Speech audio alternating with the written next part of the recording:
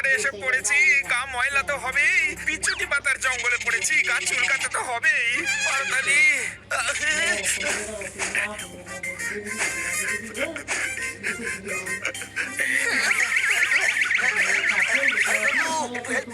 I am sorry. Ignore করছে কেন? কিছু না, ও হয়তো মাথায় ডান্ডার বাড়ি খেয়ে স্মৃতি চলে গেছে।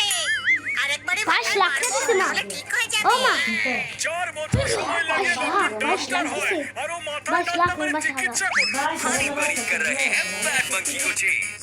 बेटा बैड